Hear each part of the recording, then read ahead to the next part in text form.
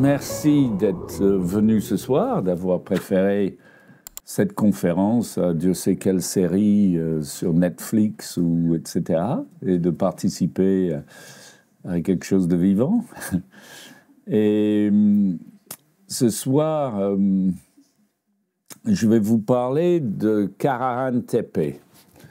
Alors, je ne sais pas qui connaît quoi sur ce sujet, ce que vous connaissez, ce que vous avez entendu dire. Je vais partir du principe qu'il y en a dans la salle qui ne savent pas ce que c'est. Et donc, je vais le présenter le site, et ensuite vous dire ce que j'ai à dire à ce sujet. Je vais aussi présenter la découverte de mon copain Hugh Newman, qui est venu ici à plusieurs reprises, qui a déjà fait des conférences ici, et qui a découvert un alignement solsticial à Karahan Tepe au solstice d'hiver l'année dernière. Et je vais vous présenter des éléments de sa découverte. Karahan Tepe, et on en parle depuis un certain nombre d'années comme un lieu possible où il pourrait y avoir des choses comme à Göbekli Tepe. Hier soir, j'ai fait une conférence sur Göbekli Tepe, qui est un lieu qui a été découvert en 1999 et qui est absolument époustouflant, des menhirs enterrés qui ont été mis au jour. Et à côté, on parlait de Karahan Tepe, où il y avait des signes comme quoi il pouvait y avoir quelque chose de similaire. Donc, je vais rentrer dans le vif du sujet. Est-ce que Karahan Tepe serait le plus vieux marqueur du solstice d'hiver? Alors, pour situer ce site, ici, Göbekli Tepe, on est en Turquie du Sud-Est. Et aujourd'hui, dans cette zone, on a trouvé déjà 14 sites qu'on appelle des sites Tas Tepeler. En turc, ça veut dire des collines de pierre.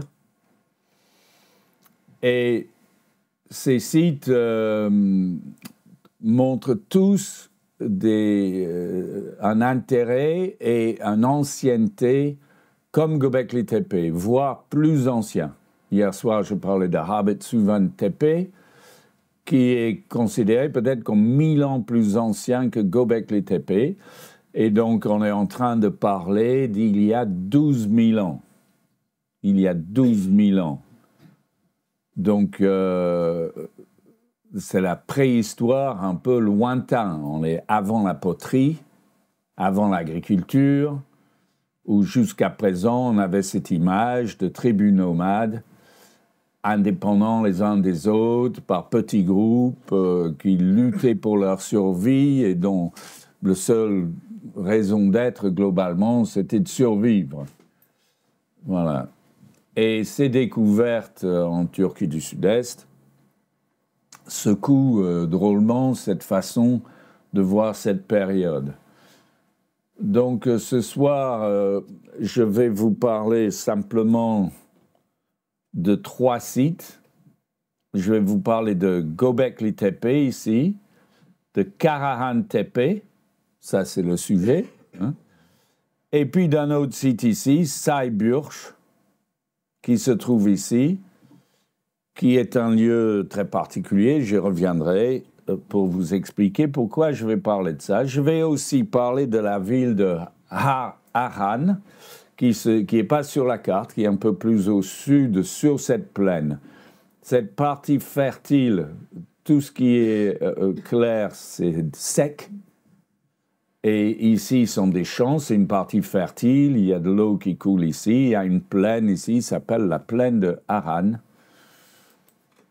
Voilà, donc on va regarder cette relation entre Göbekli Tepe et Karahan Tepe. On va voir que c'est une relation importante. La première chose que je voulais montrer, c'est la visibilité. Donc, entre les deux, on a plus de 35 km. Et on voit Göbekli Tepe ici en haut à gauche et Karahan Tepe en bas à droite. Donc, il y a la plaine entre les deux. Donc, Göbekli Tepe, on voit un point haut ici, puis ça descend sur la plaine, et puis ça remonte ici, et ça remonte là jusqu'à Karahan Tepe. Et si je tire un trait, eh bien, il y a un petit point par là, par ici, là, qui empêche la visibilité, mais il y a quasi visibilité. Et s'il y avait un relais à ce point-là, alors évidemment, on pourrait facilement faire la jonction entre ces deux lieux. Alors voici une photo. Donc jusqu'à il y a 2 ans, ici il y avait une colline, juste une colline normale avec quelques pierres qui dépassaient un petit peu du sol, un petit peu comme ça. Mais la forme de ces pierres qui dépassaient, qui étaient plutôt longs et fins, laissait penser qu'en dessous, il y avait peut-être autre chose. C'est pour ça que quand on s'est mis à creuser, vous voyez ici à gauche ces piliers là? Eh bien, si vous regardez le sommet, on va aller voir peut-être de plus proche tout à l'heure, mais le sommet est plus clair, érodé, et en dessous c'est plus sombre, c'est toute la partie sombre qui était sous la terre. Et donc, Hugh Newman, lui, il a été sur ce site avant le moindre fouille, et il voyait ces bouts de pierre qui dépassaient. Eh bien, ce qui a été trouvé en dessous, c'est juste franchement remarquable. Donc, tout ça était sorti de sous la terre. Donc, vous voyez ces murets, tous ces murets sont d'origine, et puis ces menhirs qui sont là. Mais là, c'est une autre vue, mais je vais, au fait, vous transporter, si je peux, directement dans une maquette 3D qui va vous permettre de vous rendre compte de ce qui se passe ici. Donc, ce n'est pas totalement complet, mais c'est quand même pas mal. Donc, on a ce site central où on a ces piliers autour, plusieurs piliers. Alors, il y avait aussi un personnage assis que je vous montrerai un peu plus tard. Voilà. Beaucoup de ces murets, tous ces murets sont d'origine. OK. Mais il y a eu une découverte vraiment très particulière, c'est ici. C'est-à-dire que ici, en creusant, on a découvert un trou avec 1, 2, 3, 4, 5, 6, 7, 8, 9, 10, 11 menhirs. Mais la grande particularité, c'est que ces menhirs sont taillés dans la roche. Donc, ce ne sont pas des menhirs qui ont été apportés là. On a creusé tout autour pour faire sortir cette forme. Avec une seule exception, ce menhir-là est un vrai menhir apporté et posé là. OK? Donc, il y a 10 de ces piliers qui sont la roche naturelle et on a creusé tout autour. Et puis celui-ci, là, qui est un menhir qui était apporté. Alors, une autre très grande particularité, c'est que, alors si j'arrive à manipuler correctement mon affaire ici, est-ce que je vais y arriver? C'est qu'il y a une fenêtre. Ici, il y a une fenêtre. Dans l'image 3D, c'est un peu bouché, mais en réalité, c'est ouvert. Il y a une sorte de linteau, c'est taillé dans la roche. Et il y a une ouverture ici. Une ouverture qui donne sur cette fosse. Et puis, vous voyez, creusé ici, il y a une sorte de canal, là, qui fait couler sûrement de l'eau pour remplir ici. Voilà.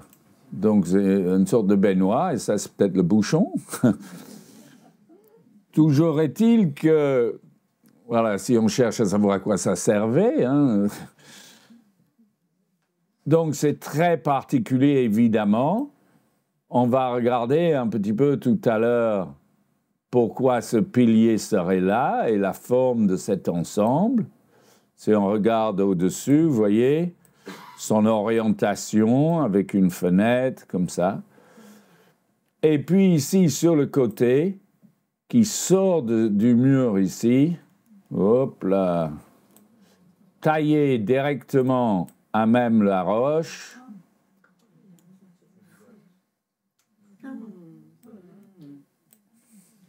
Une tête.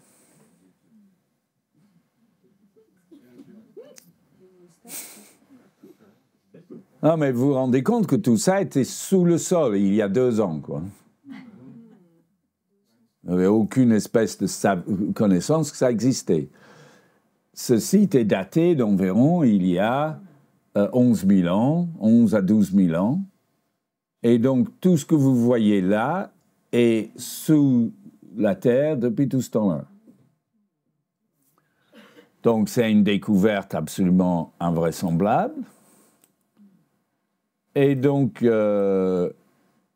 ça permet quand même... Et il y a un autre... à côté, il y a un autre trou qui a été creusé ici, avec un grand trou profond. Alors, si j'arrive à me manipuler... Voilà, un grand trou ici aussi a été creusé directement dans la roche-mère, dans une autre forme à côté. Donc tout ça, c'est évidemment assez étrange.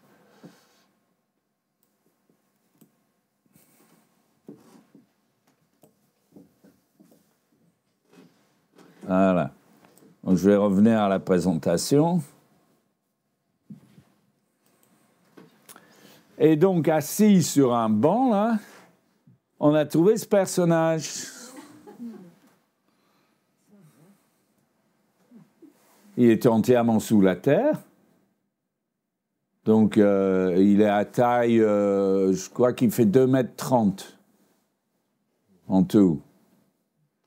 Donc, les gens disent, ah, ben, les gens étaient grands. Il y a des gigantesques statues en Égypte, ça ne veut pas dire que c'est à taille réelle, quoi. C'est pas parce qu'il fait 2,30 m que le gars en question faisait 2,30 m. Mais on pourrait y penser pourquoi. C'est parce qu'on a trouvé une autre statue, l'homme d'Urfa, qui fait 1,80 m. Et donc, l'homme d'Urfa est vraiment à la taille d'un être humain, et celui-ci fait 2,30 m. Donc, il a ses 24 côtes, 12 de part et d'autre, comme les 24 heures de la journée. Il a une position particulière, il a des mains sur le côté et il a son sexe, on dirait qu'il est circoncis, ce qui, avec des silex, devait être plutôt douloureux. Non, mais il faut être pratique, hein. S'il est circoncis il y a 12 000 ans, voilà, il n'y avait pas de lame, pas de métaux. Voilà. Alors, on dit dans tous les documents qu'il tient son sexe. Au fait, il ne tient pas. On voit sur cette photo, ses mains sont sur le côté. Mais il ne tient pas.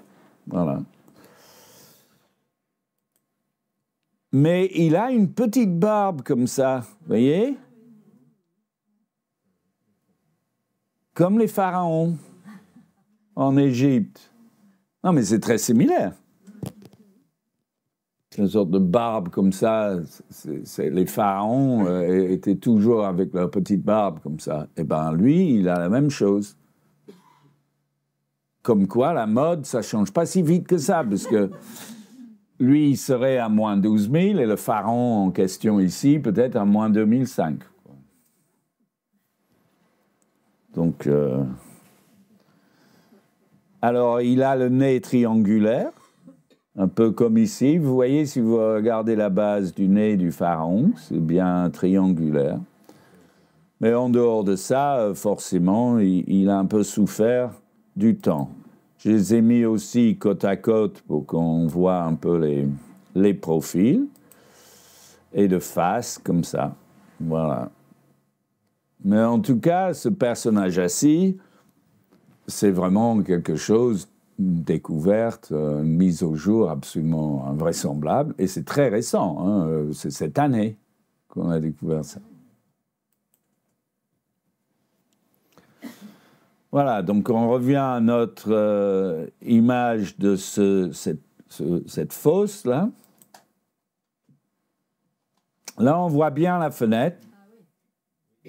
Dans l'image 3D, on ne le voyait pas, mais là, on le voit bien. C'est sculpté. Il y a vraiment une belle ouverture.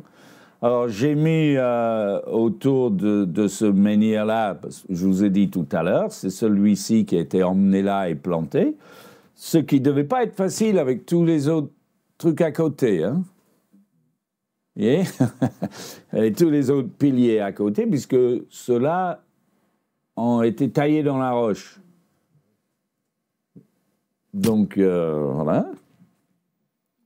C'est une technique quand même assez intéressante. Et puis la tête ici, qu'on vient de voir de face.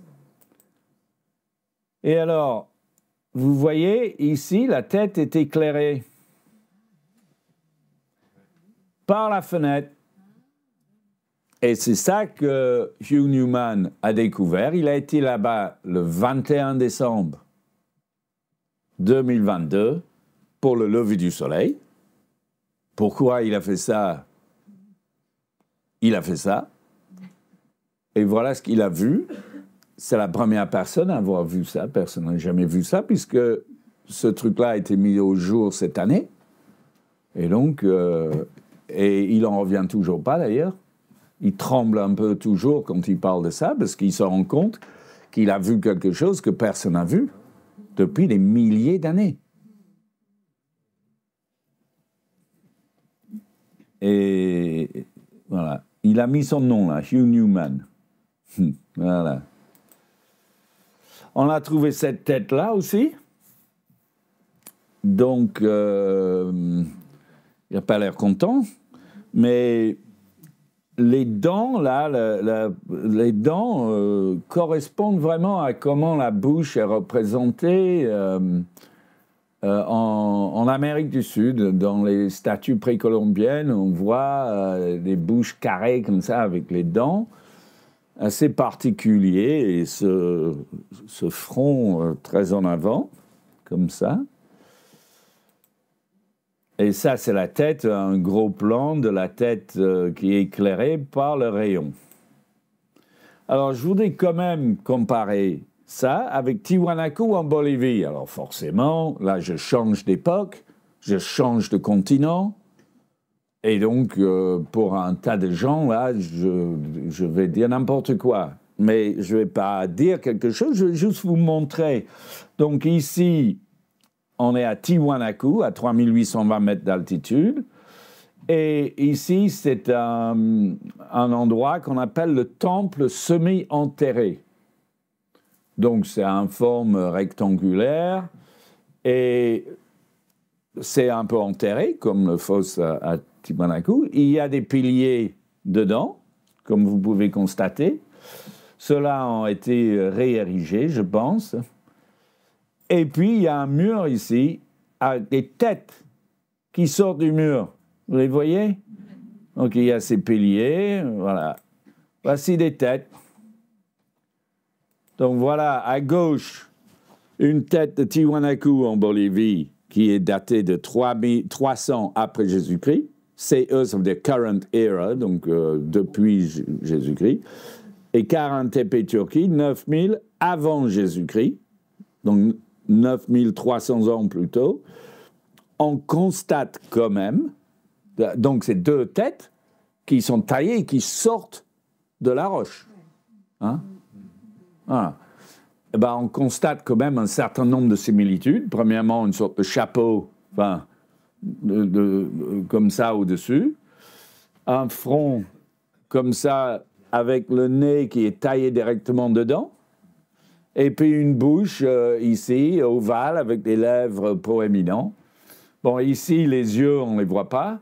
Là, on a des yeux bien ronds, alors qu'à Kara-Tepe, on dirait qu'il a les yeux fermés. En tout cas, on ne voit pas d'yeux. Mais il y a quand même un peu des similitudes entre ces deux choses, y compris le fait que c'est quand même des têtes taillées qui sortent des murs. Voilà.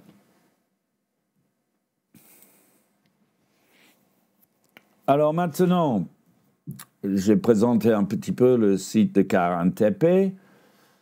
Je me demandais juste si j'allais pas... Peut-être je peux aller un petit peu sur Google Earth, à Kara-Tepe ici. Vous voyez, c'est dans une sorte de vallée, c'est assez difficile d'accès pour l'instant. Il n'y a pas de route majeure qui y mène, il y a un petit chemin comme ça. Ça, c'est le site tel qu'on le voit depuis l'avion. Mais Google Earth est déjà passé par là et ils ont déjà fait un tas de photos. Et donc, je trouvais que c'était intéressant de zoomer ici et voir, tu vois, les fouilles en cours. Donc là, vous voyez le paysage. On peut tourner comme ça c'est le rond, comme ça. Et ici, vous voyez les piliers. Donc, vous voyez la partie claire qui sortait de terre et la partie sombre qui était en dessous. Donc, jusqu'à cette année, la colline faisait ça, quoi. Hein? La colline couvrait et il y avait quelques bouts de pierre qui dépassaient. Ça fait rire David. Non, mais c'est quand même quelque chose, quoi. Cette chose. Donc, on se dit, mais s'il y a ce truc-là,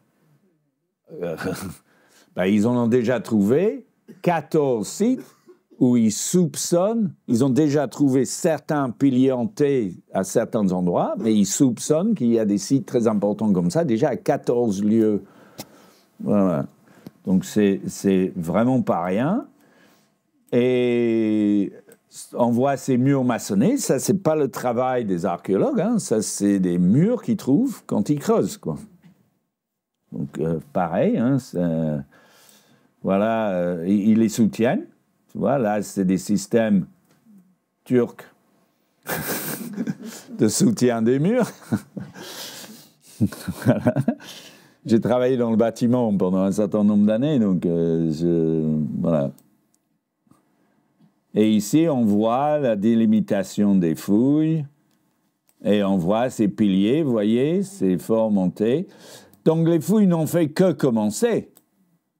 Toute la colline ici, tu vois, là, ils sont arrêtés là, mais toute la colline va être fouillée, quoi. Donc, c'est carrément un lieu très important, mais je voulais juste vous montrer comment ce qui dépassait, quoi, les petits bouts qui dépassaient, et ce que ça donne. Donc, on va quitter Google Earth et revenir à la présentation. Et donc maintenant, je vais vous parler un peu de géométrie et de relations entre les sites. Donc hier, pour ceux qui étaient présents hier, j'ai parlé de la relation entre Göbekli Tepe et Habet-Suvan-Tepesi, qui est un site pas trop loin de Kara-Tepe, et qui est en cours de fouille, voilà. Mais je me suis arrêté là. Ce soir, ce que je vais vous montrer, c'est que Kara-Tepe et Habet-Suvan-Tepesi sont reliés à la ville de Haran. On pourrait dire Haran en français, mais je préfère essayer de prononcer un peu comme c'est prononcé, la ville de Haran. Donc, vous voyez un cours d'eau qui arrive ici et toute cette plaine est fertile. Ça sort ensuite en bas. Voilà. Et si on regarde le profil ici entre Kara-Tepe, Habet-Suvan-Tepesi et Haran, eh bien, on voit que Habet-Souvent-Tépézé se trouve ici, sur cette crête-là, et Karen-Tépé ici, sur cette crête-là. Et donc, si de la place de Haran, on voit le sommet à Habet-Souvent-Tépézé, et de là, normalement, on voit jusqu'à 40 TP ici. Donc, cette site Habet-Souvent-Tépézé semble relié Haran à 40 TP. Alors, ces trois sites sont sur une même ligne, mais cette ligne, c'est pas n'importe quoi. Alors, on va regarder, hier, j'ai montré qu'entre Göbekli Tepe et Habet-Souvent-Tépézé, on avait une relation géométrique entre ces deux sites d'un rapport de 2/3. C'est-à-dire que l'angle qui les relie par rapport aux axes cardinaux, par rapport au nord, sud, est, ouest, eh bien, Habet-Souvent-Tépézé est 3 fois plus vers l'est et 2 fois vers le sud et 3 fois vers l'est. Donc, il est positionné vraiment géométriquement par rapport à Göbekli Tepe. Et Kara Tepe, lui, est positionné dans un rapport de 3/7. Donc, ce n'est pas le lieu ici de parler de ces deux nombres. David, dans sa conférence hier, a parlé de l'importance des nombres et le fait que les nombres, ce n'est pas juste des quantités. 3, globalement, c'est la Trinité, c'est le ciel, c'est le mouvement circulaire, c'est le valse, c'est 3 temps. On tourne. Voilà. Souvent, je fais référence à cette scène de 2001, l'Odyssée de l'espace de Stanley Kubrick, où il y a le valse, le Danube bleu de Strauss. Et on monte dans l'espace et on voit la station spatiale qui tourne. Et c'est une scène qui a énormément marqué parce que cette musique correspond au ciel. Et les gens, sans même le savoir, sont touchés par ça. Voilà. Donc, 3, c'est lié au ciel, au cercle, etc. Et 7, eh ben, c'est les 7 jours de la semaine, c'est ce qu'on appelle l'octave, c'est la progression des nombres et des vibrations entre une note et sa vibration double. C'est l'octave. Voilà. Donc, 7 et 3 sont deux nombres vraiment très, très importants. C'est deux nombres fondamentaux dans l'expression de la science ancienne. Et donc, le fait de trouver ce rapport de 3/7, ce n'est pas du tout anodin entre ces deux lieux. OK? Surtout que c'est exact.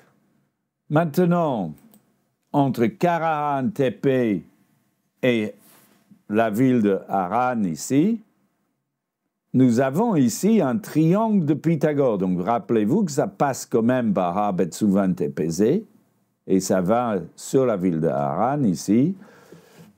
Et ce rapport, c'est un triangle de Pythagore 20, 21, 29. Dans mon deuxième livre sur Versailles, je vais parler beaucoup de ce triangle parce que c'est la base des jardins de Versailles. Voilà. C'est presque carré, mais pas tout à fait. 20 sur 20, c'est carré. 21 sur 21, c'est carré. 20 sur 21, c'est un triangle de Pythagore. On a un nombre entier, 29, sur l'hypoténuse. Et donc, par rapport au nord, ça fait 43,6 degrés. Et c'est parfaitement exact. Alors, exact à partir d'où? Si Haran est une ville, eh ben, je peux me placer n'importe où dans la ville pour trouver un angle. Mais Haran, ce n'est pas exactement une ville. Haran est un lieu sacré depuis fort longtemps. Ici, on voit la place centrale de Haran. Il y a quelques maisons autour. Mais au centre, ici, nous avons le site. C'est un très ancien site religieux Et c'est là où a été construit la première université musulmane de l'histoire. Donc, la religion musulmane vient pas d'ici, mais la première université pour l'étude de cette religion s'est faite ici à Harran. Mais Harran a une autre particularité dont j'ai déjà parlé. Alors, il y a cette tour, qui est une tour d'observation, qui reste sur cette place, qui est là depuis très longtemps aussi. Vous voyez sa porte très particulière. On a aussi des restes d'un bâtiment. Et puis, cette arche-là, qui est plus ancienne. Et donc, tout ça, c'est sur un carré qui se trouve au milieu d'une plaine où il n'y a rien. OK, là, on a une image qui donne la vue sur ce carré au plateau de Harran. Et là, j'ai tiré un trait approximatif, évidemment, entre le centre de ce carré et Habet Suvan Tepeze, qui se trouve ici, sur la colline, à 28 km 400. Et donc là, vous voyez, c'est une plaine, et puis il y a les montagnes, cette crête de montagne nord-sud qui se trouve ici. Voilà. Voici donc où est positionnée la ligne qui va à Karahan Tepe. Il part d'ici, il part d'ici, du centre de ce carré. OK? Donc le carré, il est tracé là, c'est tracé par les murs.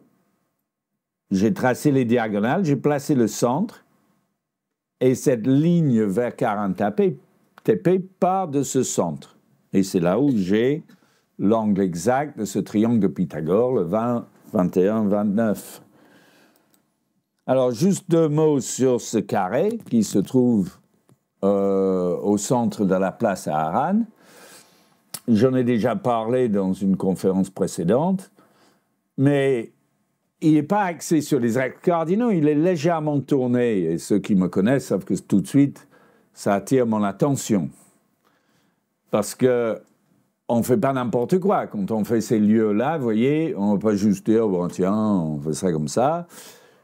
Si c'est orienté d'une certaine façon, il y a un sens. Et ce que l'on découvre, c'est que ce carré a été tourné selon... Il est entouré en quelque sorte de septuples carrés. OK? Donc j'ai 1, 2, 3, 4, 5, 6, 7 carrés, mais le côté de mon carré fait 6.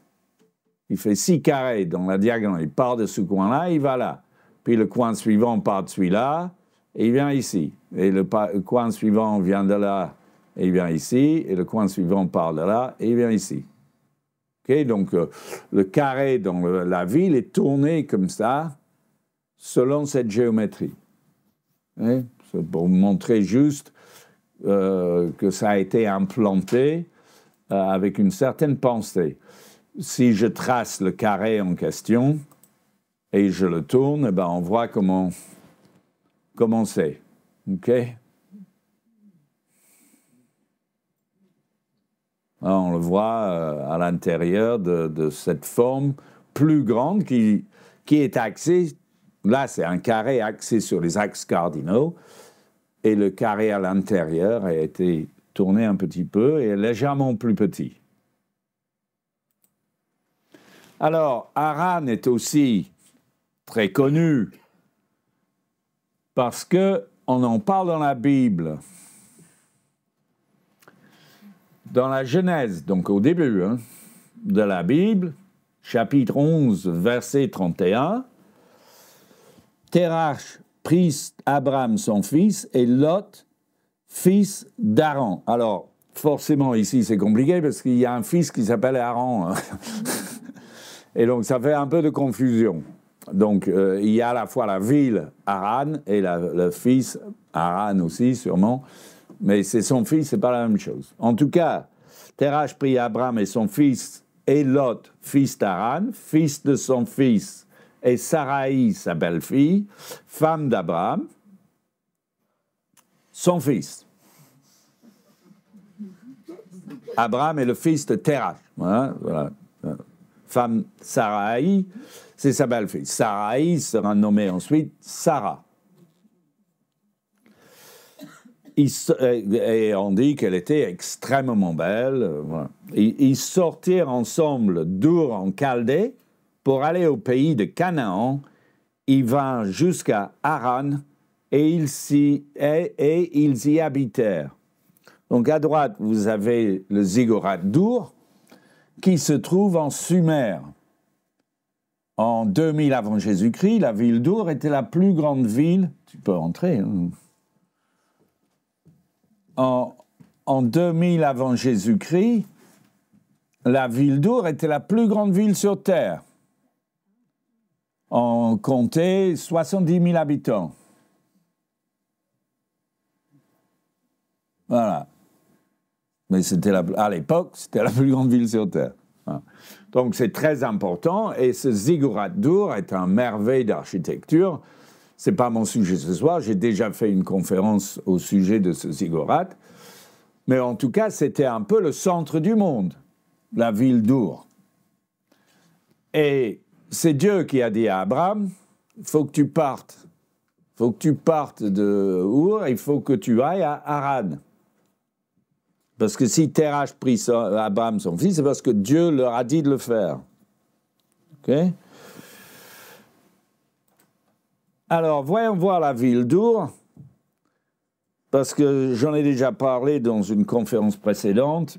Ici, la ville d'Ur a été placée en fonction d'une caractéristique géométrique très particulière, c'est que sa latitude de 30,963760, ça c'est la latitude de la ville, voilà, c'est sa latitude. Cette latitude correspond en géométrie à l'angle d'un triangle 3 sur 5. Si j'ai 3 de ce côté et 5 de ce côté-ci, j'ai un angle de 30,963760. C'est la latitude de cette ville.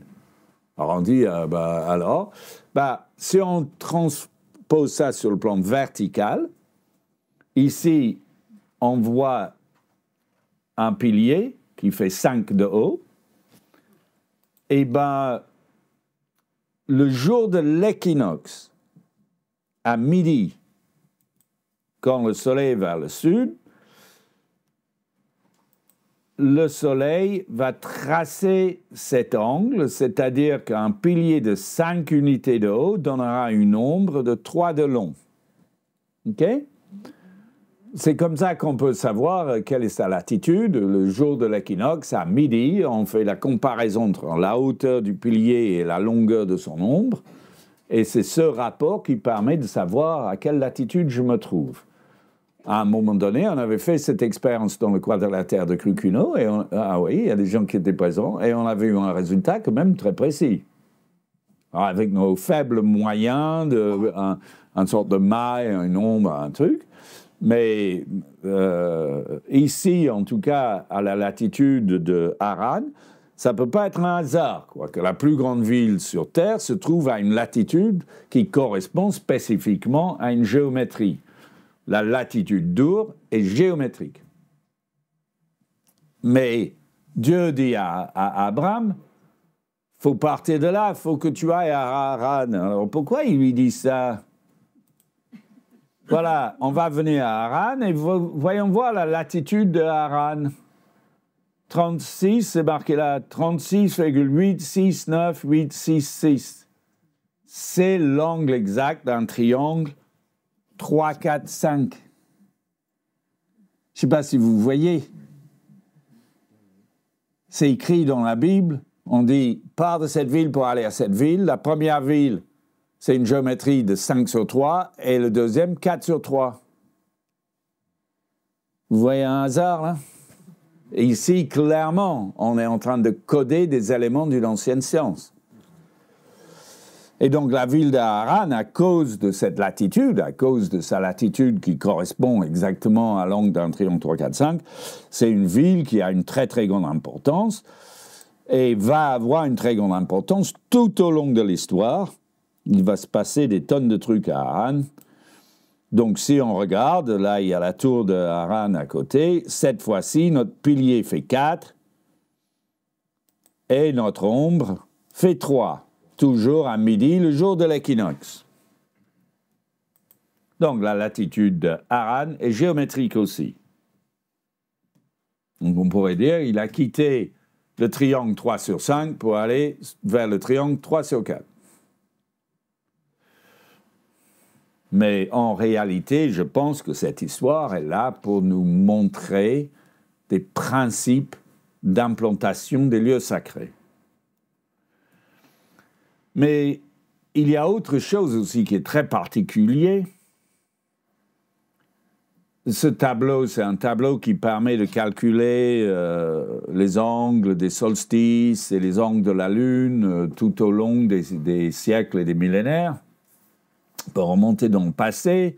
Ici, je suis donc à la latitude de Haran, là, 36, 8, 6, 9, 8, 7. Donc c'est la latitude exacte d'un triangle 3, 4, 5. Je suis à l'an moins 3033. OK? Et cette année-là, l'angle majeur de la Lune, c'était, par rapport à l'axe est-ouest, 36,869, c'est-à-dire l'angle exact d'un triangle équilatéral. Donc la Lune se levait à l'horizon dans son cycle de 18,6 ans, lorsqu'il était à son point le plus au nord où il ne se lève jamais, ben, il se levait à un angle d'un triangle 3, 4, 5 au-dessus de l'axe est-ouest. OK, en moins 3033.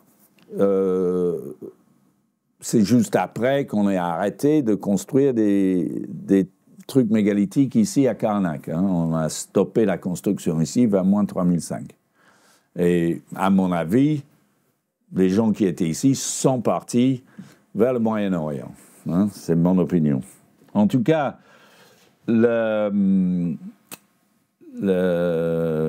cet angle existe bel et bien en moins 3033. Mais, puisque tout est cyclique, on pourrait retrouver ce même angle, ça c'est un autre logiciel, qui permet de faire la même chose, en moins 14 660. C'était vrai en moins 3300. C'était aussi vrai en moins 14 660, puisque c'est lié à l'inclinaison de l'axe de la Terre, et en moins 14 460, l'axe de la Terre était incliné de la même façon qu'en moins 3300. OK? Donc, on avait le même axe. Donc, pourquoi je vous dis ça? C'est parce qu'actuellement, en Turquie, on est en train de reculer sans cesse les datations. Et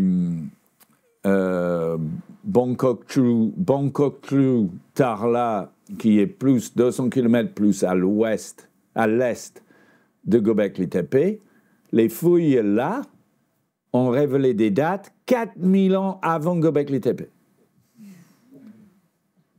Donc, moins 13 500. OK? Donc, c'est pour ça, hein, je disais hier soir, préparez-vous, parce que tout va valser. Tout ce qu'on pense croire sur l'humanité, son origine, les origines de la civilisation, l'origine de notre pensée, toute notre supériorité. Vous voyez que l'homme il était une sorte de demi-bête et maintenant c'est devenu des trucs merveilleux que nous sommes. Voilà, et bien ça pourrait valser. Peut-être qu'on n'est pas si merveilleux que ça, il faudrait s'y préparer, hein, ça pourrait être un choc. Peut-être avant, c'était mieux. Hein. Enfin, je pense qu'il y a des gens qui, très profondément en eux, le croient. Une sorte de nostalgie inconsciente. Voilà. En tout cas, pour revenir à ces sites Tastepler, je vais maintenant vous parler, je pense, voilà, d'un site qui a défrayé la chronique de façon forte très récemment, c'est la ville de Saarburg. Je crois qu'on dit à la fin, Saarburg. C'est un CCD à la fin. Bon. Ce site a défrayé la chronique. Voilà, Harran est ici et Saarburg est ici. Donc c'est de l'autre côté. 40 TP, Arbeitsüben TP sont à l'est de la plaine de Harran, et Saarburg est à l'ouest de la plaine de Harran. Mais ici, vous voyez des fouilles qui ont eu lieu dans cette ville. Parce que Saarburg est une ville, c'est une petite ville, mais il y a des maisons. C'est une ville assez ancienne, puisque les gens y vivent depuis au moins 300 ans. Et on a commencé à faire des fouilles là. C'est une histoire assez particulière. Parce qu'au fait, des habitants ont commencé à découvrir des choses bizarres dans leur sous-sol. Et ils se sont donné la parole de ne rien dire. Depuis 12 ans. Et quelqu'un a vendu la mèche aux autorités. Et les autorités sont arrivées, et maintenant, ils ont viré tout le monde. Je lisais une interview d'un gars qui disait « Mais nos ancêtres sont dans le cimetière, nous, où est-ce qu'on va habiter ? On aurait dû tout détruire, comme ça, on aurait été tranquille. » Et forcément, s'il y a d'autres personnes ailleurs dans la même situation, c'est ce qu'ils vont faire maintenant. Hein. Donc, c'est pas très malin, surtout que ça a défrayé la chronique, mais c'est pas ce qui nous intéresse. Ce qui nous intéresse surtout, c'est qu'est-ce qu'ils ont trouvé ici à Saarburg. Donc, voici la fouille, on le voyait par au-dessus, avec les arbres, la maison. Ici, c'est la fouille en question. Et puis, il y a eu d'autres fouilles ailleurs dans la ville. Ça, c'est la fouille qu'on vient de voir. Mais il y en avait d'autres un peu ailleurs. Ici, là, par exemple, il y a une autre fouille qui a eu lieu. Et voilà ce qu'on trouve. Donc, des piliers en forme de T. OK, toujours. Les murs, les piliers en forme de T. L'ombre du photographe. Voilà. Ici, d'autres images. Celui-ci a l'air un peu troué. Vous voyez, les fouilles sont en cours. Hein. C'est même pas sorti du mur encore. Là, on le voit ici. On voit la base d'un autre pilier.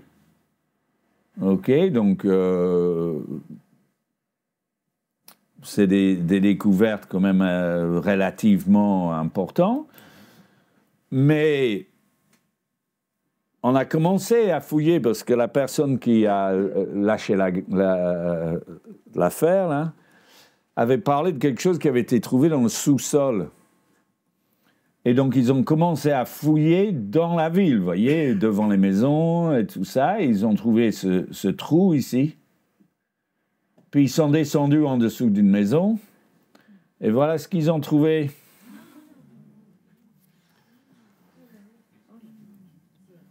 Vous voyez, cette fresque-là, c'est daté de 12 000 ou 13 000 ans.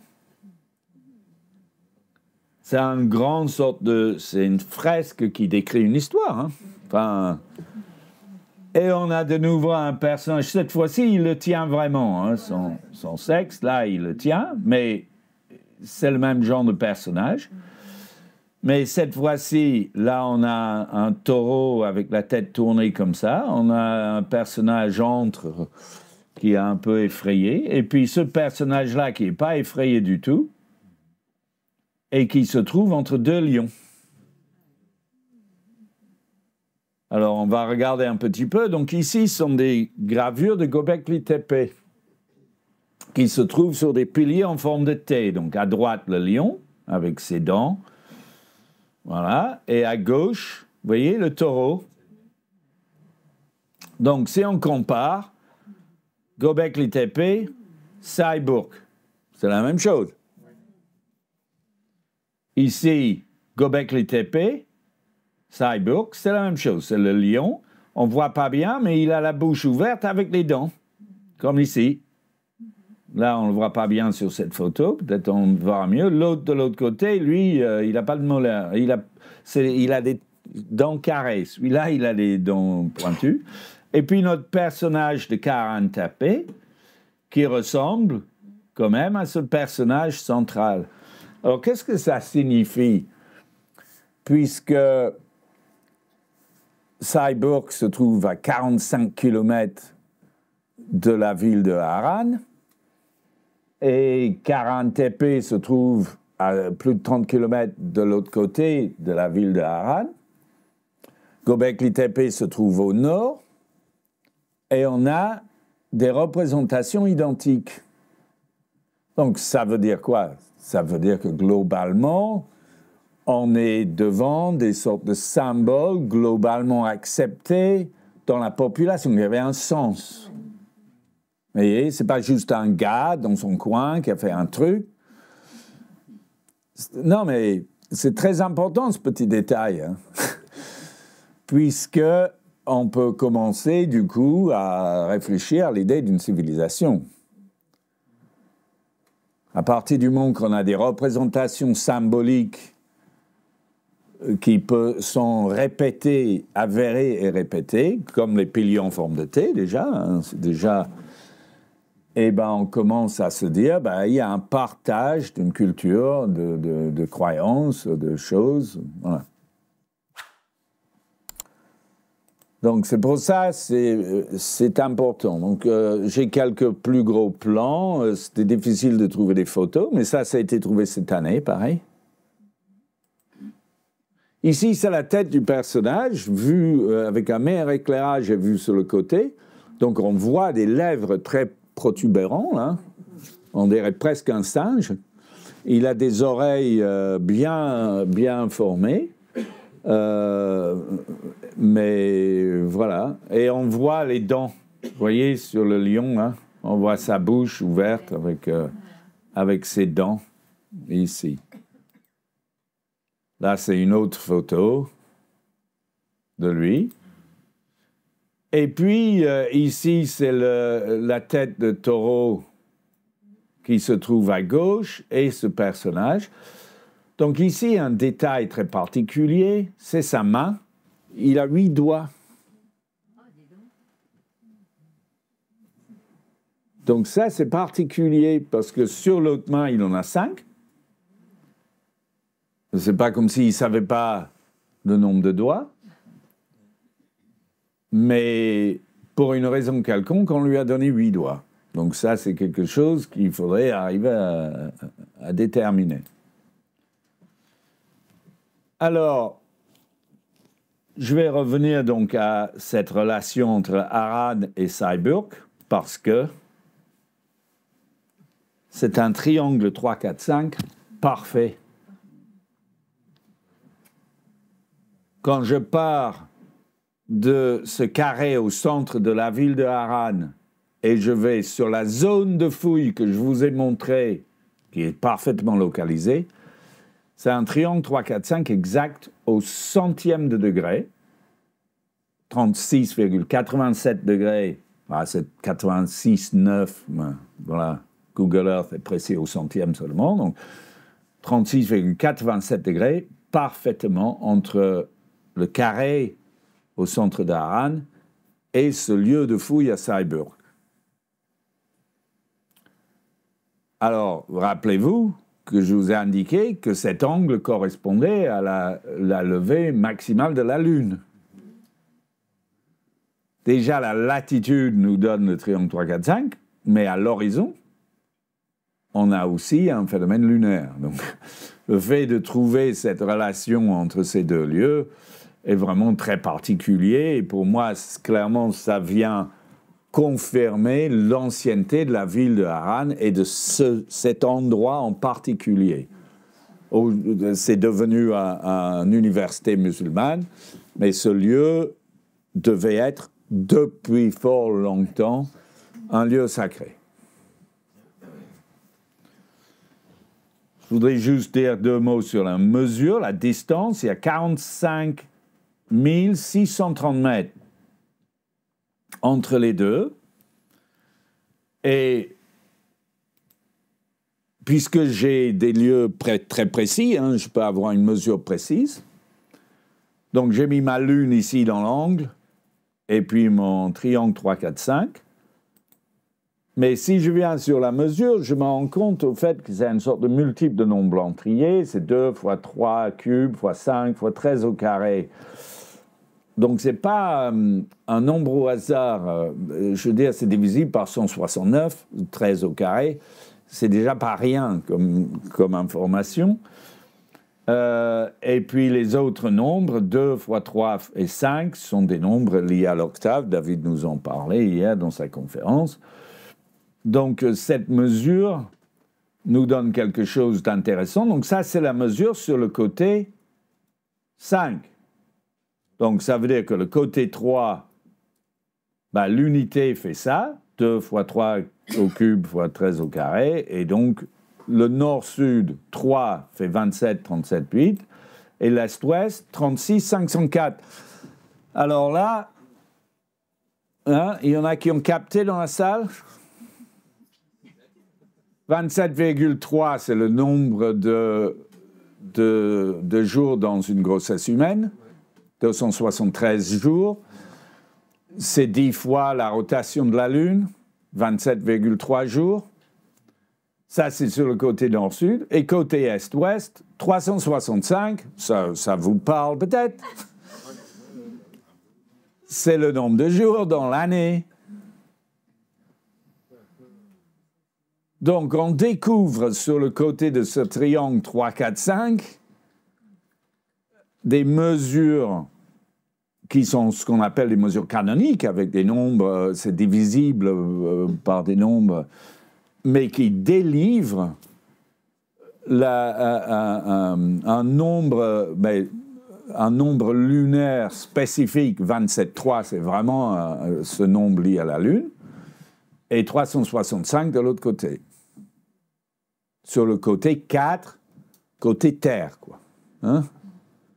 C'est peut-être pas forcément perceptible l'intérêt de ça pour tous, mais quand j'ai vu ça, voilà, merci beaucoup. Alors, revenons au titre de la conférence. Kara-Tepe, le plus vieux marqueur du solstice d'hiver, autrement dit, est-ce que c'est l'origine de Noël? Est-ce que Noël, c'est le solstice d'hiver? Je vais aborder ces questions. Noël est proche du solstice d'hiver, mais c'est pas exactement... Est-ce que... Bon. Et Kara-Tepe, etc. Premièrement, regardons cet axe que Hugh Newman a trouvé.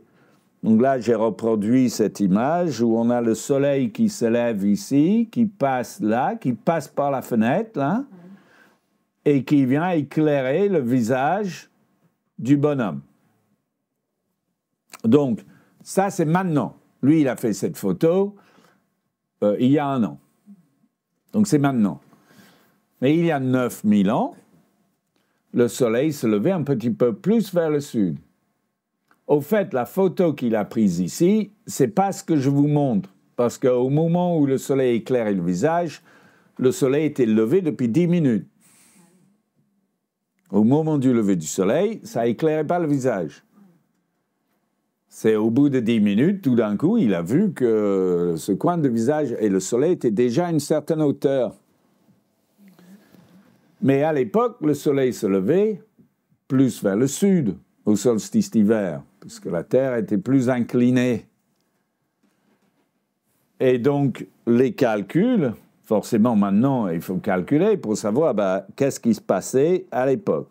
Donc, d'abord, vous voyez, là, c'est la progression de la lumière sur le visage avec le temps qui passe. Le soleil, au départ, éclaire comme ça, puis comme ça, et puis le soleil commence à se lever. Et donc, puisque ça passe par une fenêtre, si le soleil se lève, la lumière descend, ça descend comme ça, et ça arrive sur le menton au bout d'un certain temps. Et vous voyez le changement de couleur de la lumière, parce que le soleil commence à briller davantage à travers l'atmosphère. Voilà, donc ça, c'est la progression. de la chose. Donc ça, c'était le 20 décembre 2021. Lui, il a fait ses calculs. L'azimut, 119,83 degrés. Le soleil a commencé à briller à travers le hublot à 7h47, donc 10 minutes plus tard. Une fois arrivé, parce que quand le soleil se lève, il se déplace, donc le soleil était arrivé à l'azimut 121,47 degrés. Donc il avait quand même, s'était déplacé de 1,5 degré, 1,6 degré dans le ciel au moment où il passait le hublot. Alors, j'ai fait mes propres calculs, donc j'ai tracé cette ligne à travers le paysage qui est un azimut de 121,72 degrés. Je vais vous dire pourquoi j'ai pris cet azimut. 9000 ans avant Jésus-Christ, le soleil s'est levé à un azimut de 121,72 à une altitude de 1,05 degrés. Donc là, je vous donne le résultat. C'est-à-dire qu'en bas, vous avez ici 40 TP et là, vous avez le paysage. Donc ça grimpe un petit peu. C'est un peu exagéré, ça grimpe pas beaucoup. Là où le soleil se lève au loin, il y a un léger levé de 1,05 degrés. On peut le calculer exactement. C'est les différences de hauteur, la distance entre les deux lieux, 1,05 degrés. Et donc, on met ces données. Voilà, il y a visibilité. Voilà, le soleil se lève là et vient éclairer ici. Donc, le solstice, le lever du soleil, est légèrement retardé parce que c'est un peu plus haut. Vous voyez, si c'était à plat, on aurait un lever de soleil un peu plus tôt et un petit peu plus au nord. Mais là, c'est un peu penché, donc le temps que le soleil arrive, ça retarde un petit peu. Donc, au solstice d'hiver, 9000 ans avant Jésus-Christ, le soleil s'est levé à un azimut de 121,72, ça je l'ai déjà dit. Voilà. Il commence donc à éclairer la tête de Pierre à travers la fenêtre prévue à cet effet, c'est-à-dire que là, à ce moment-là, dès son lever, il est à un angle nécessaire pour éclairer la tête. OK? Donc ça, c'est très intéressant. Cette illumination se poursuivait comme en 2021 pendant environ 45 minutes. Cela prend en compte la réfraction pour une température de 15 degrés Celsius. Donc ça, c'est le logiciel, enfin l'application qui permet de calculer. Vous voyez la date de moins 9000, 15 degrés pour un lever de soleil à cette latitude. Au solstice d'hiver, c'est à peu près ça. OK. Latitude, 37,048, donc ça c'est la latitude de Karahan TP. Un peu plus au nord que la ville de Haran. L'altitude donnée 1,05 degrés. Donc ça, c'est à cause de la déclinaison, 1,05 degrés de plus. Solstice, donc on va calculer le solstice d'été. Quelle partie du soleil? Alors ici, j'ai pris le soleil juste assis sur l'horizon. OK? Donc ce n'est pas le tout premier rayon, c'est le soleil assis sur l'horizon. Et j'ai un angle ici, du coup, de 121,72 degrés. Ça, c'est le résultat du logiciel. Et on pris en compte tous les différents paramètres, ça donne exactement cet angle. Donc voilà, 121, c'est 90 plus 31,72. Donc on voit le rayon qui rentre. Et par rapport à un axe est-ouest, on a 31,72. Là, on voit la même chose au-dessus.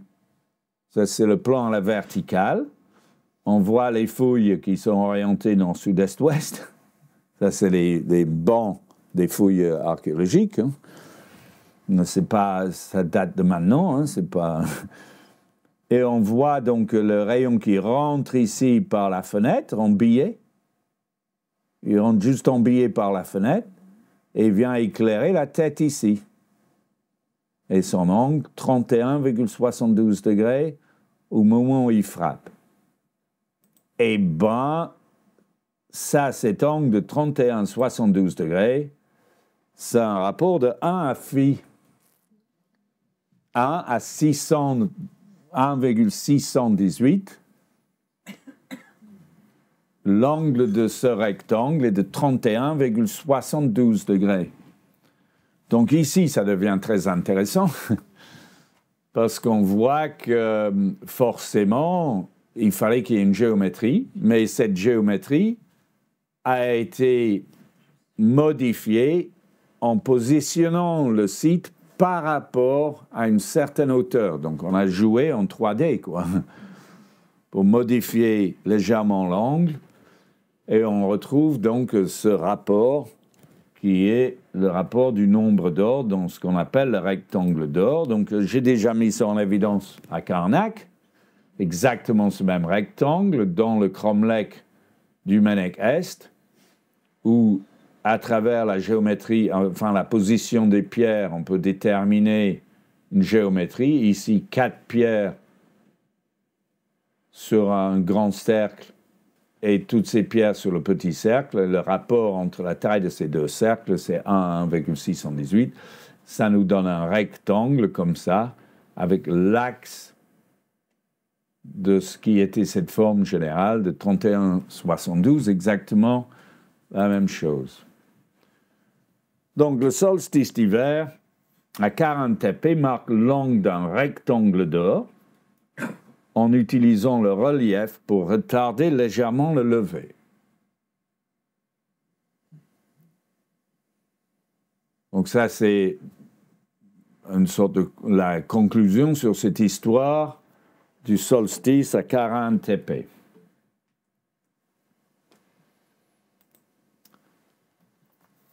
J'ai regardé quand même brièvement l'orientation générale de cette fosse, parce qu'il y a cette tête qui sort du mur, mais il n'y a pas que ça. Il y a tous ces piliers, 10 plus 1, 10 creusés dans la roche plus 1 qui a été apporté, et celui qui a été apporté a une sorte d'orientation, et on voit qu'il y a une orientation à cette fosse-là, et par rapport à la fenêtre, donc j'ai fait mes calculs. J'ai ici, par rapport à l'axe de la pierre, ici, un angle de 35,5 degrés. Donc, ce qui va me donner un angle de 67,32. J'ai mes 31,72. Par rapport à l'est-ouest, j'ai 31,72, auquel je rajoute 35,6. Ça va me donner un angle pour cette ligne-là. OK, je rajoute les 35,6 à cet angle-là. Ça va me donner un angle ici de 67,32 par rapport à l'axe est-ouest. C'est presque exactement l'angle d'un triangle 3, 4, 5. C'est 67,38, un triangle 3, 4, 5. Mais alors, je ne peux vraiment pas dire que mes calculs sont juste au centième. Par contre, c'est aussi l'azimut du lever de la constellation d'Orion en moins 9000. Donc ça, c'est assez particulier pour le signaler. Ici, c'est Stellarium. Ça, c'est le sud, ça, c'est le sud-est. Ici, vous avez les degrés. Ici, je suis à 158 degrés. Bon, là, c'est le 3 octobre. Enfin bref, peu importe. On a le lever ici. Ça, c'est la ceinture d'Orion.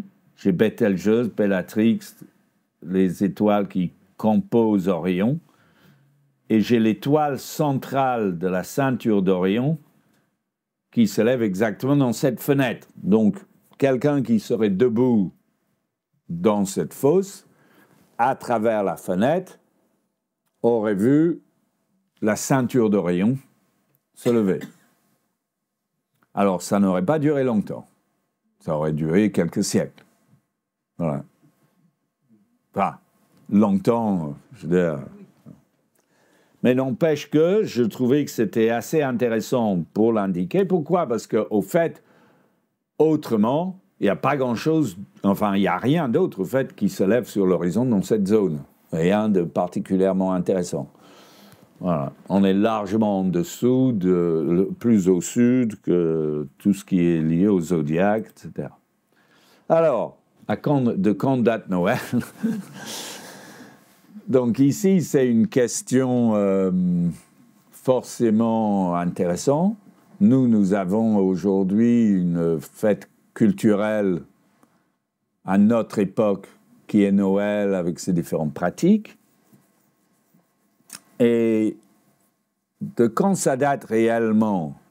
Depuis quand les humains font ça? Est-ce que ce visage éclairé au moment du solstice d'hiver à 40 épées peut nous emmener à penser que déjà, il y a 12 000 ans, des gens fêtaient Noël? Mais Noël, c'est le solstice? Ou c'est pas le solstice, c'est le 25 décembre. Le solstice, c'est le 21 décembre, donc c'est pas exactement le solstice. Donc tout ça, c'est un peu confus, donc je me suis dit que j'allais m'adresser à un grand maître qui sait tout.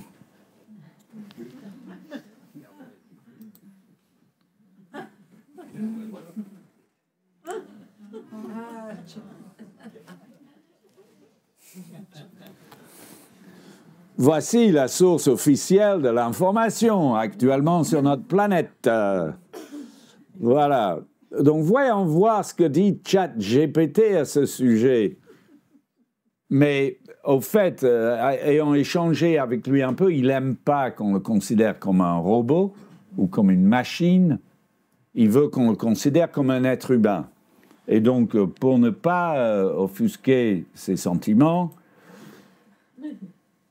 j'ai mis sa voix dans un être humain. Donc, ChatGPT, je lui pose la question. Qui a déterminé que la date de Noël serait le 25 décembre? Première question. Qui a déterminé que la date de Noël serait le 25 décembre? Ah. Ça s'est éteint? Oui, mais c'est pas grave, on va reprendre. Donc, je repose ma question. Qui a déterminé que la date de Noël serait le 25 décembre? La date de Noël, le 25 décembre, a été fixée au IVe siècle par l'Église chrétienne. Elle a été associée à la célébration de la naissance de Jésus-Christ.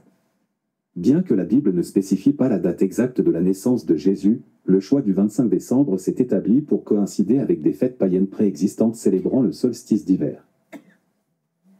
Ah, donc quand on lui demande, ChatGPT nous dit qu'au IVe siècle, l'Église a fixé Noël pour correspondre aux fêtes de solstice d'hiver. Mais, Monsieur ChatGPT, le solstice d'hiver n'est pas le 25 décembre.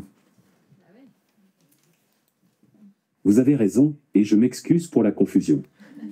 Le choix du 25 décembre pour célébrer Noël ne correspond pas exactement au solstice d'hiver, qui varie généralement autour du 21 décembre dans l'hémisphère nord.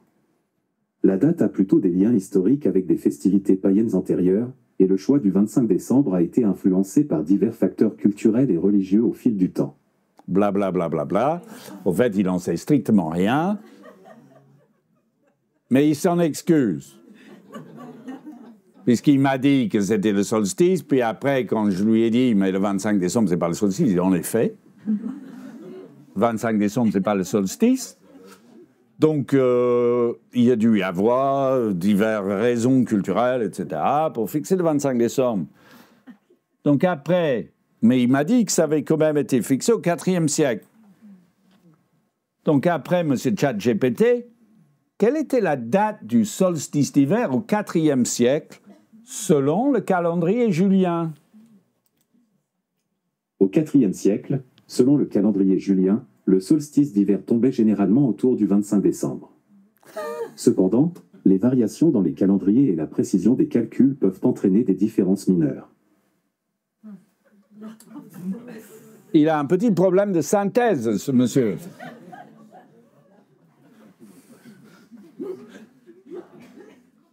Non, mais c'est très intéressant, vous voyez, parce que c'est l'image de notre savoir actuel qui est tout dispersé. On n'a pas de synthèse. Les gens se spécialisent et ils ne se parlent pas. Voilà. Et donc, lui, il reflète cette information Mais on voit bien qu'il ne peut pas faire la synthèse des choses. Donc, il me dit d'abord que Noël a été fixé au IVe siècle et que c'est lié au solstice. Puis après, je dis, c'est le 25. Il dit, ah bah oui, en effet, donc c'est fixé pour autre chose. Puis je dis, oui, mais alors, quelle était la date du solstice au IVe siècle? Bien, c'était le 25 décembre. Voilà. Alors, comment il va s'en sortir? Alors, je lui pose à M. ChatGPT la question suivante. Donc, au moment où l'Église chrétienne a déterminé la date de Noël, la date de Noël, le solstice d'hiver, était bien le 25 décembre. La fête du solstice d'hiver est l'une des plus anciennes. Je me suis trompé. Je me suis trompé, j'ai mal cliqué. Au moment où l'Église chrétienne a déterminé la date de Noël, le solstice d'hiver était bien le 25 décembre. Oui, au moment où l'Église chrétienne a fixé la date de Noël au IVe siècle, le solstice d'hiver était généralement situé autour du 25 décembre selon le calendrier julien. Cela a probablement joué un rôle dans le choix de cette date pour la célébration de la naissance de Jésus.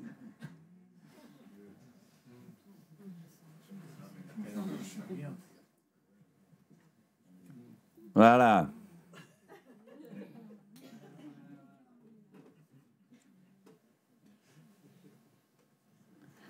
Donc, j'ai pensé que c'était intéressant de vous expliquer ça comme ça parce que ça montre toute la confusion qu'il y a par rapport à ces questions, puisqu'on ne se rend pas bien compte que le calendrier a changé, mais très clairement, au IVe siècle, lorsqu'on a fixé Noël, Noël était le 25... lorsqu'on a fixé Noël, le solstice d'hiver dans le calendrier était le 25 décembre. Et donc, c'était le jour du solstice. Et donc, Noël était le jour du solstice. Ce n'était pas approximativement, c'était le solstice. Donc, Noël, c'est le solstice. Alors, d'où vient le problème? Pourquoi le solstice est le 21 maintenant? C'est parce que lorsque Jules César, mais j'y reviendrai à la fin, parce que je veux faire un résumé à la fin, donc je ne vais pas parler, j'y reviendrai dans un instant pour vous faire la synthèse des histoires de calendrier. Mais dans un premier temps, j'ai proposé à ChatGPT quelle est la plus ancienne preuve de la fête du solstice d'hiver. La fête du solstice d'hiver est l'une des plus anciennes célébrations humaines, remontant à des millénaires. Les preuves archéologiques suggèrent que différentes cultures anciennes avaient des rituels et des festivités associés au solstice d'hiver. Stonehenge en Angleterre est l'un des sites associés à des observations astronomiques et à des événements liés au solstice. Ces mégalithes ont été disposés de manière à aligner le monument avec les positions du soleil. D'autres preuves de célébration du solstice d'hiver se trouvent dans des cultures anciennes telles que les Celtes, les Romains, les Scandinaves, qui avaient Yule, les peuples amérindiens et les anciens Égyptiens. Les célébrations du solstice d'hiver étaient souvent liées à des structures astronomiques et à des traditions orales, ce qui rend la datation précise difficile. Voilà l'opinion officielle, ou Dieu sait quoi, de ça. Donc, il nous parle de Stonehenge, de l'astronomie, que c'est la plus ancienne fête humaine connue. Très quand même, voilà, tout ça c'est assez intéressant. Donc, mais on sent bien que, voilà, il manque quand même une certaine profondeur dans la question. Alors, on va laisser le bonhomme là parce que j'avais plus de crédit avec ChatGPT et le machin. Donc... voilà. Donc maintenant, on va simplement poser quelques questions.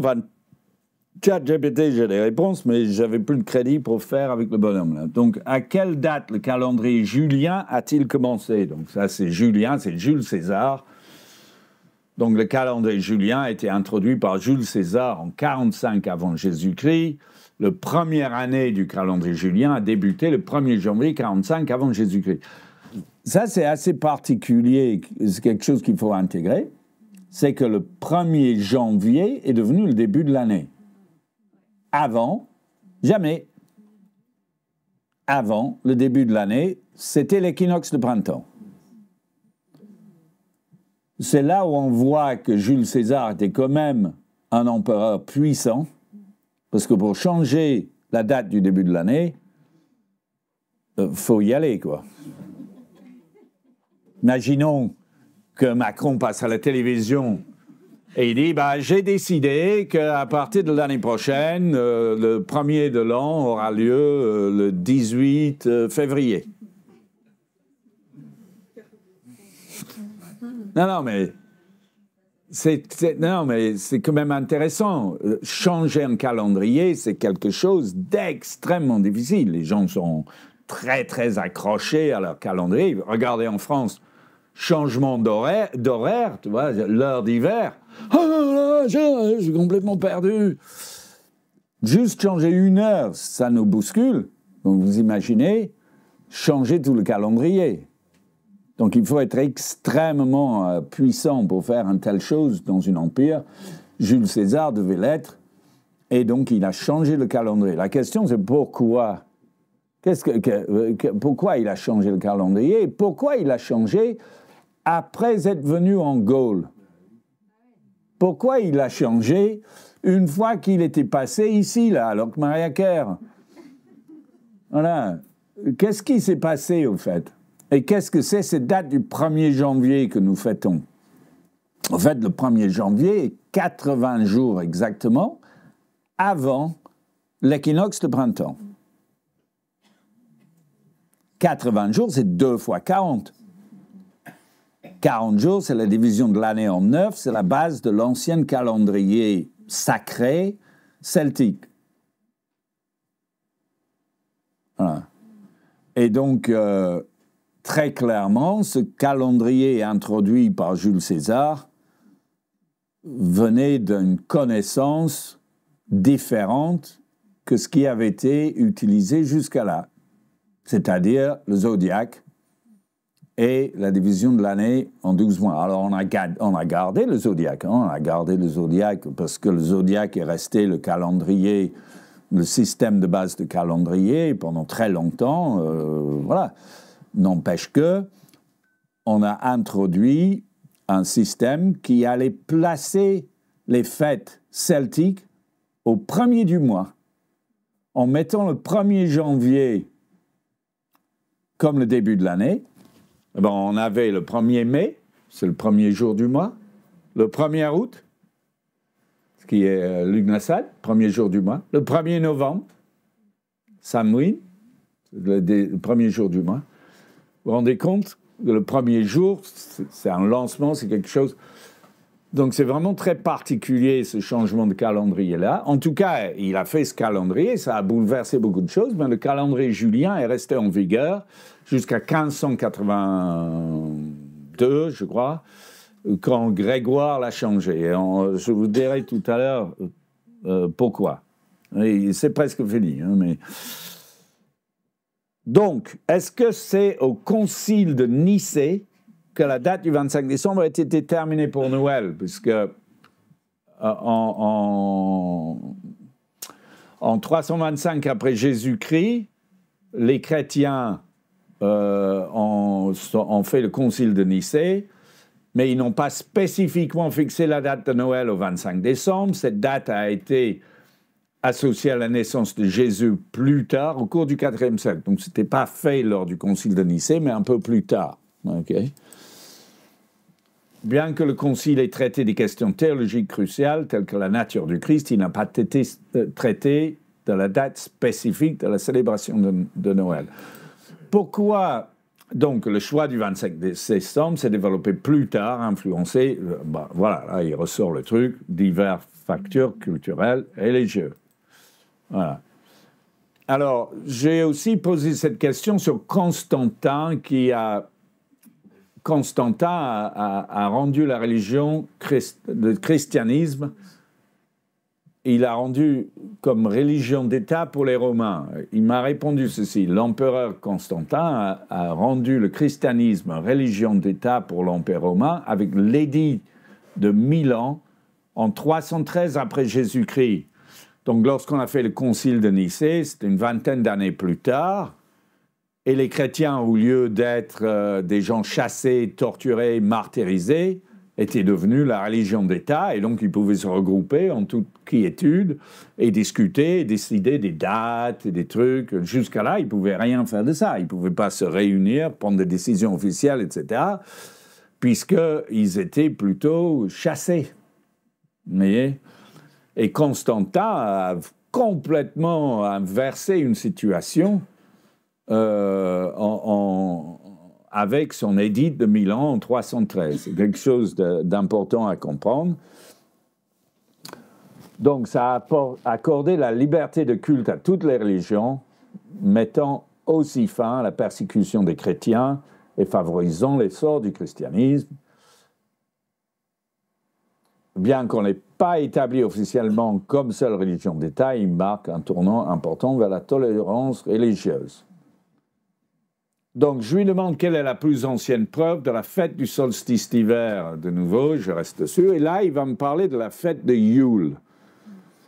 Donc, j'ai participé à un film fait par INRES TV sur Yule. Et dans l'exposition qui est montrée au Paul Menhir, il y a un extrait de 8 minutes où je parle de ces éléments. Mais l'intégralité de ce documentaire de plus d'1 heure peut être vu sur INRES TV. C'est assez intéressant. Ça parle des origines de différentes pratiques que nous faisons à Noël. Et globalement, évidemment, ces pratiques ne viennent pas du christianisme, ils viennent d'ailleurs. Parce que le Christ n'a jamais dit à Noël, vous allez faire ceci, vous allez faire ça. Le Christ n'a jamais donné des indications sur une façon de se comporter. Ce n'est pas du tout comme la religion hébraïque ou chez les musulmans où on dit vous allez faire ci et cela et là. Le christianisme n'a jamais fait ça. C'est après, c'est les pères de l'Église qui ont commencé à dire si ça devient une religion, il va falloir fixer des règles. En tout cas, la fête de Yule, appelée Jol, chez les anciens Scandinaves, est une célébration pré-chrétienne qui se déroule autour du solstice d'hiver. C'est le solstice d'hiver. Hein?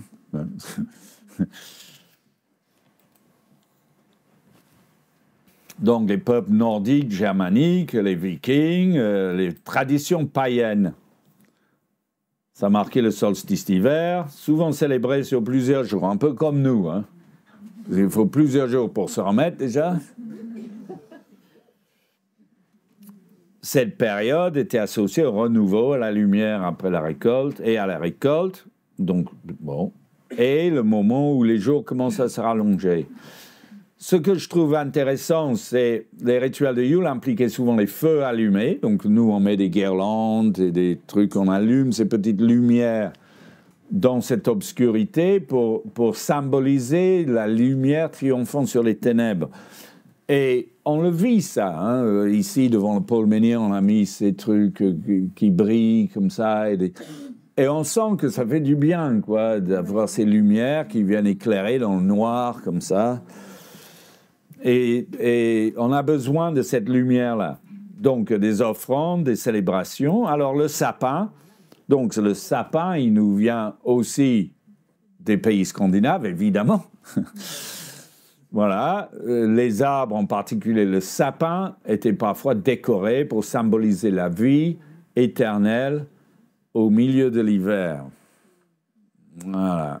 Donc, c'est juste pour dire, lorsque le christianisme s'est répandu dans ces régions, Yule a été associé à la célébration de Noël. Donc ça, globalement, toutes les pratiques dans le christianisme ont été empruntées à d'autres sources, même les églises.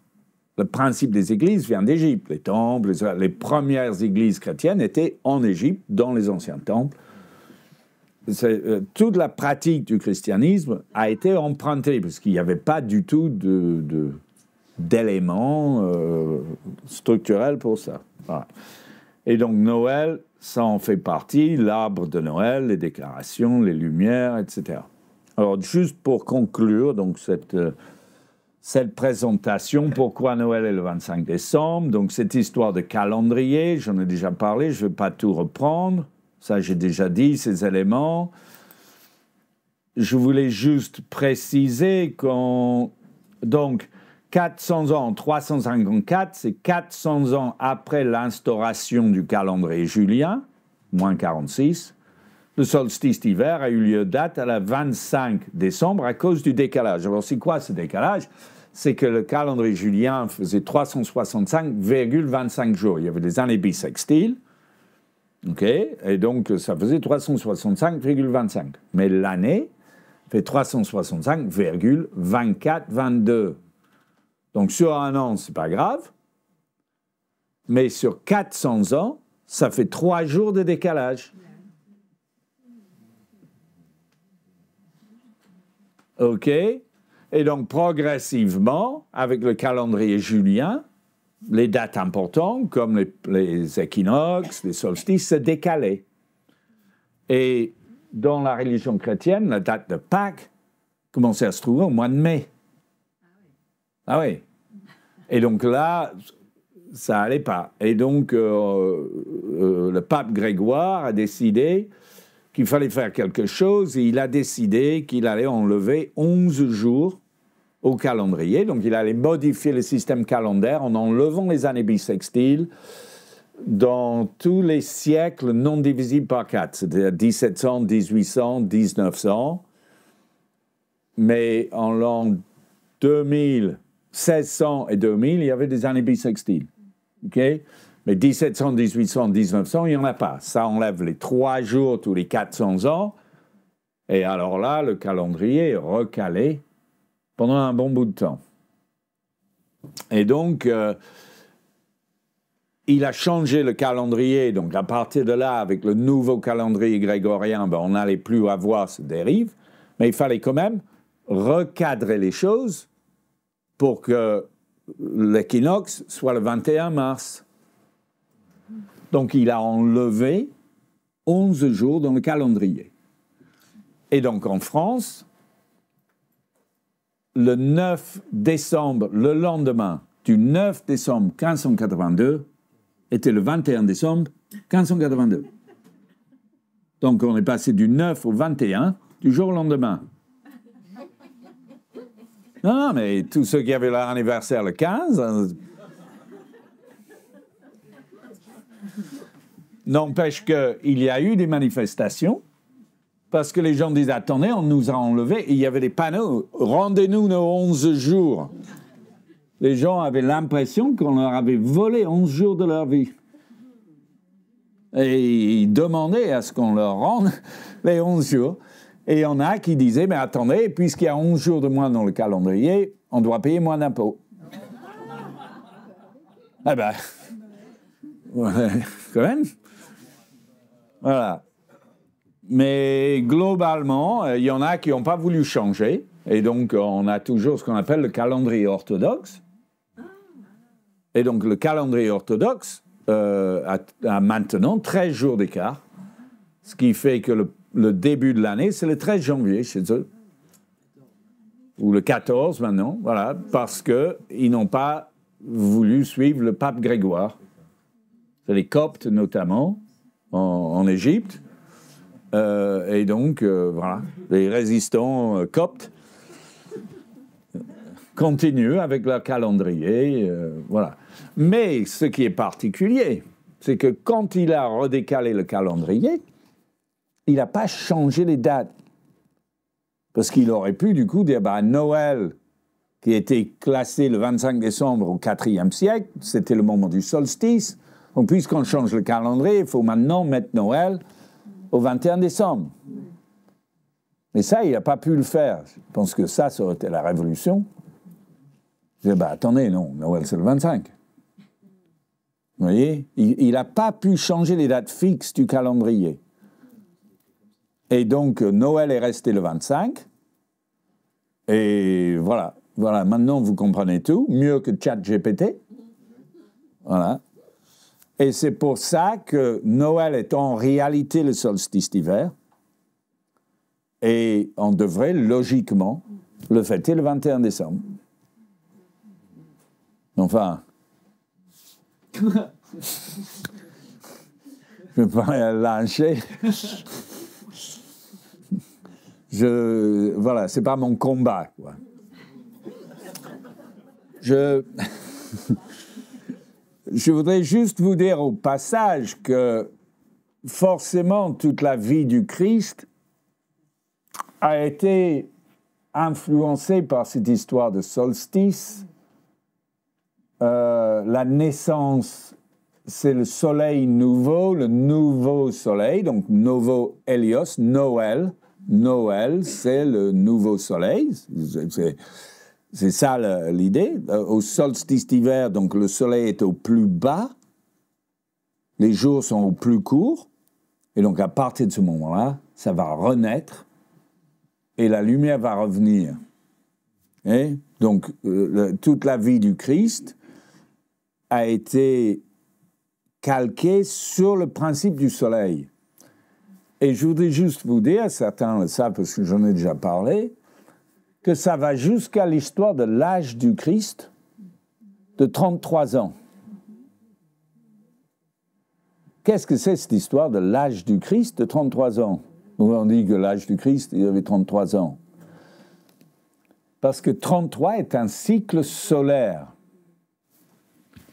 On parlait du fait que dans l'année, il y avait 364,2422 jours. Et donc, on a mis les années bissextiles pour compenser. C'était pas bon, donc on a enlevé 300 par an. C'est pas tout à fait exact encore. Hein. Tous les 33 000 ans, il va falloir rajouter un jour. Voilà, mais bon. Par contre, si on prend le cycle de 33 ans, je vais vous montrer sur une calculette. Hein, ça va être peut-être le plus simple. Je prends une calculette ici. Oui, vous le voyez.